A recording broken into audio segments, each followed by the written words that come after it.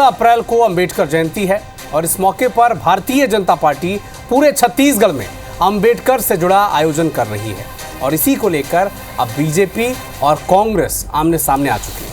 दोनों पार्टियां एक दूसरे पर अंबेडकर के अपमान का आरोप लगा रहे हैं और इसी बीच शक्ति जिले से एक दलित युवक को नग्न कर मारपीट का वीडियो भी सामने आया है, जिसके बाद दलितों के मुद्दे पर एक दूसरे पर सवाल पूछे जा रहे हैं, उठाए जा रहे हैं। एक रिपोर्ट आप देखें। अंबेडकर अंबेडकर अंबेडकर, इतना नाम अगर भगवान का लेते तो 7 जन्मों तक स्वर्ग मिल जाता। अंबेडकर जयंती से पहले दलितों का सबसे बड़ा हितैषी बनने की होड़ शुरू हो चुकी है और इसी के साथ सियासी बयानबाजी भी अपने शबाब पर है। एक तरफ बीजेपी ने 14 अप्रैल यानी अंबेडकर जयंती के मौके पर छत्तीसगढ़ के सभी जिलों में अलग अलग कार्यक्रम करने की तैयारी की है, जिसके तहत अंबेडकर की प्रतिमा और प्रतिमा स्थल की साफ सफाई के साथ दीपोत्सव मनाया जाएगा।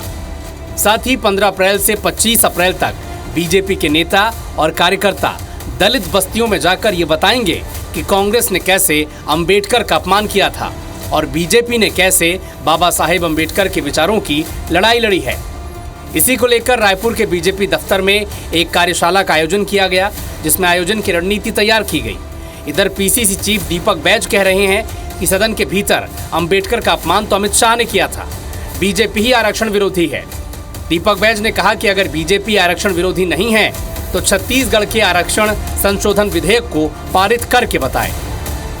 15 तारीख से 25 तारीख तक हम अनुसूचित बस्तियों में जाएंगे और वास्तविक यथार्थता के आधार पर जाएंगे और जाकर हमारी कोशिश होगी कि हम हर चौखट पर इस बात को बताएंगे कि बाबा साहब भीमराव अंबेडकर का असम्मान किन्होंने किया और बाबा साहब भीमराव अंबेडकर का सम्मान किन्होंने किया।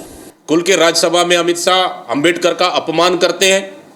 कई जगह भारतीय जनता पार्टी सरकार में अंबेडकर के मूर्तियों को तोड़ा गया।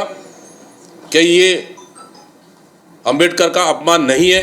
अमित शाह के अंबेडकर पर दिए बयान के बाद से लगातार कांग्रेस ने देश भर में बीजेपी के खिलाफ आंदोलन किया था, लेकिन अंबेडकर जयंती के मौके पर बीजेपी का ये कार्यक्रम अब कांग्रेस को रास नहीं आ रहा।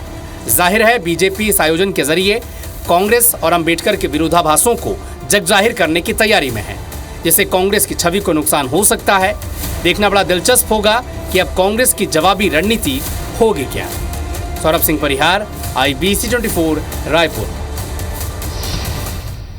तो कांग्रेस पूछ रही है कि भारतीय जनता पार्टी का अंबेडकर प्रेम आखिरकार अचानक से एकाएक क्यों निकलकर सामने आ रहा है। कांग्रेस ये भी पूछ रही है कि क्या 2024 में जो लोकसभा चुनाव गुजरा है उसके नतीजों ने भारतीय जनता पार्टी को नई रणनीति पर काम करने पर मजबूर किया है क्या। ये कुछ सवाल है जो इस वक्त सियासी आसमान में तैर रहे हैं, जवाब देने होंगे। सब अपने मन से जवाब भी टटोल रहे हैं।